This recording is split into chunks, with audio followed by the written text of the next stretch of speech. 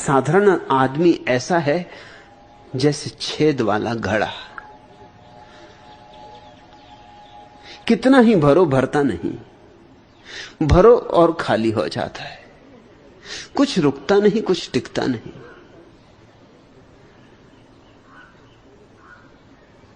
एक सूफी फकीर के पास एक युवक ने आके कहा कि बहुत बहुत संतों के पास गया हूं, लेकिन जिसकी तलाश है वो नहीं मिलता। अब आखिरी आपके द्वार पर दस्तक दी, बस हताश हो गया हूं। बहुत लोगों ने आपकी तरफ इशारा किया, बड़ी लंबी यात्रा करके, बड़े दूर देश से आता हूं, निराश न भेज देना। और ये मेरा अंतिम प्रयास है,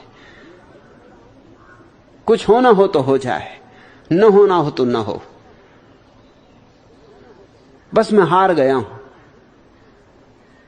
उस फकीर ने कहा, जरूर होगा, क्यों नहीं होगा, लेकिन एक छोटी सी शर्त पूरी करनी पड़ेगी। शर्त बहुत छोटी है। उस युवक ने कहा, मैंने बड़ी बड़ी शर्तें पूरी की। किसी ने योग सिखाया, सिर के बल खड़ा किया तो खड़ा रहा।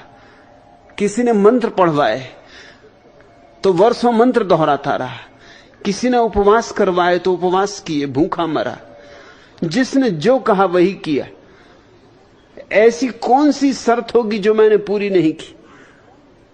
तुम भी अपनी छोटी शर्त कह दो, जरूर पूरी करूंगा। उस फकीर ने कहा, ये सब बड़ी बड़ी बातें, ये मुझे नहीं करनी, बहुत छोटी शर्त है। अभी मैं कुएं पे पानी भरने जा रहा हूं, बस तू इतना करना कि जब मैं पानी भरूं तो बीच में बोलना मत, चुपचाप खड़े रहना। इतना अगर संयम तूने रख लिया तो बस बहुत है, फिर आगे का काम मैं संभाल लूंगा, इतना तू कर ले।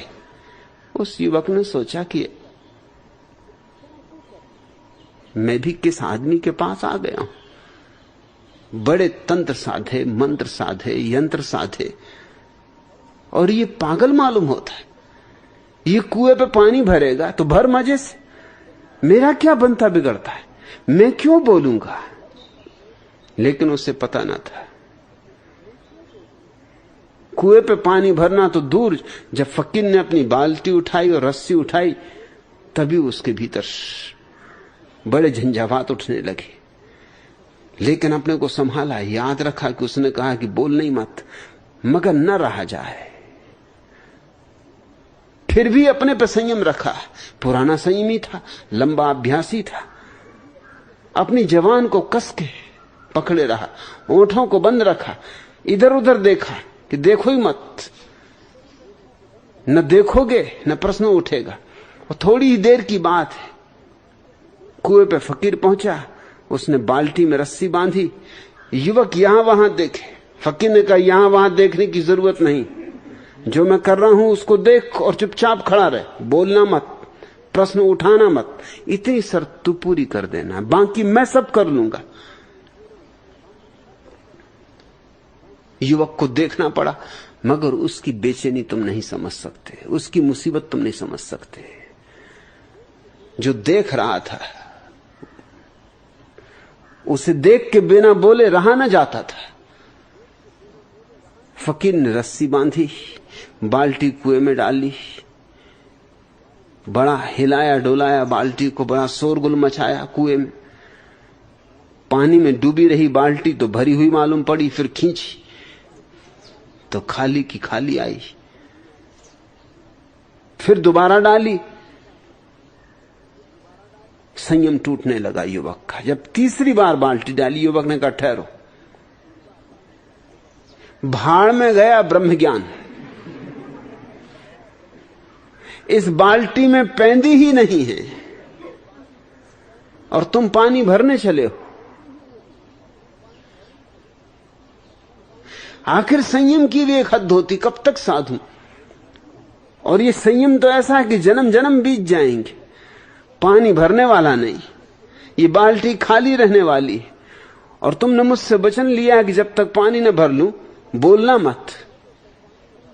मैं तो बोलूंगा, और तुमसे कह देता हूं कि तुमसे क्या खाक मुझे मिलेगा, अभी तुम्हें खुद ही ये पता नहीं है कि बिना पेंदी की बाल्टी में पानी भरने चले हो। तुम क्या मुझे ब्रह्म ज्ञान दोगे? फकीर ने कहा बात खत्म हो गई, नाता रिश्ता टूट गया, शर्त ही खत्म हो गई। जब तू छोटा सा भी काम पूरा ना कर सका, अरे बस ये आखिरी बार था, 3 बार का मैंने तय किया था, मगर तू चूक गया। 3 ही बार पूरे न हो पाए और तनु संयम छोड़ दिया। रास्ते पे लग अपनी। ऐसे आदमी से क्या होगा जिसमें इतना धीरज नहीं? भाग। ये तो मुझे भी पता है कि बाल्टी में पेंदी नहीं, मैं कोई अंधा हूं? बाल्टी में पानी नहीं भरेगा ये भी मुझे पता है। ये तो तेरी धीरज की परीक्षा थी, मगर तू असफल हो गया।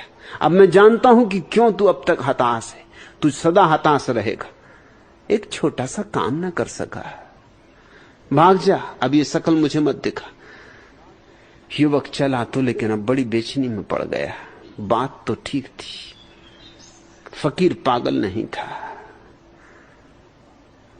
कुछ बेबूझ था, सो फकीर सदा हुए। फकीर और बेबूझ ना हो तो क्या खाक फकीर? फकीर और कुछ रहस्यपूर्ण ना हो तो क्या खाक फकीर? पंडित होते हैं तर्क शुद्ध, फकीर तो तर्क शुद्ध नहीं होते, रहस्यमय होते, पहेली की तरह होते। मैंने भी क्या चूक कर दी, एक जरा सी देर और रुक जाता। जरा सी देर की बात थी, और पता नहीं ये आदमी क्या जानता हो। जानता जरूर होगा, क्योंकि ऐसी परीक्षा मेरी किसी ने कभी ली भी न थी। रात भर सो न सका, सुबह ही उठ के पहुंच गया, अंधेरे अंधेरे पहुंच गया। फकीर के द्वार पर सिर पटक के पड़ रहा और कहा कि मैं हटूंगा नहीं यहां से, मुझसे भूल होगी, मुझे क्षमा कर दो, एक अवसर और दो। फकीर ने कहा क्या भूल हो गई? उसने कहा यही कि मुझे क्या लेना था। दिखता था मुझे कि बिना पेंदी की बाल्टी में पानी भरेगा नहीं। मुझे बोलना नहीं था, चुप खड़ा रहता। वायदा किया था, पूरा करना था, मैं वायदे से च्युत हुआ। फकीर ने कहा अगर इतना तुझे दिखाई पड़ गया कि बिना पेंदी की बाल्टी में पानी नहीं भरता, तो मैं तुझसे ये कहना चाहता हूं कि तेरे भीतर भी पेंदी नहीं है, इसलिए ऊर्जा इकट्ठी नहीं होती। ऊर्जा इकट्ठी ना हो तो तू कैसे ब्रह्म को जानेगा? ब्रह्म को जानने के लिए ऊर्जा चाहिए, ऐसी ऊर्जा कि ऊपर से बह उठे। अतिरेक चाहिए। ऊर्जा के अतिरेक को बल कहा है छांदोग्योपनिषद ने। ऐसी ऊर्जा चाहिए कि तुम संभाल ना सको, तुम्हारे ऊपर से बहने लगे। इतनी ही ऊर्जा हो तो ही सत्य को जाना जा सकता है। निर्वीर्य सत्य को नहीं जान सकते। तुमने कभी सुना ना होगा कि कोई नपुंसक और ब्रह्म ज्ञान को उपलब्ध हुआ हो। वीर्यवान, ऊर्जा से भरे हुए लोग।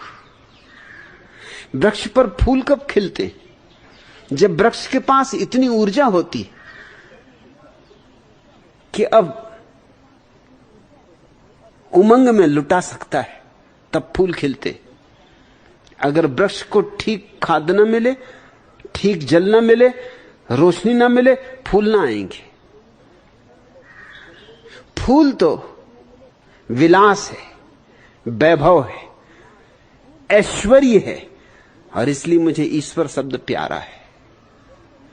ईश्वर शब्द ऐश्वर्य से ही बना है। ईश्वर को ही वे ही लोग जान पाते हैं जिनके भीतर इतनी ऊर्जा होती कि जैसे वृक्षों की ऊर्जा फूल बन जाती।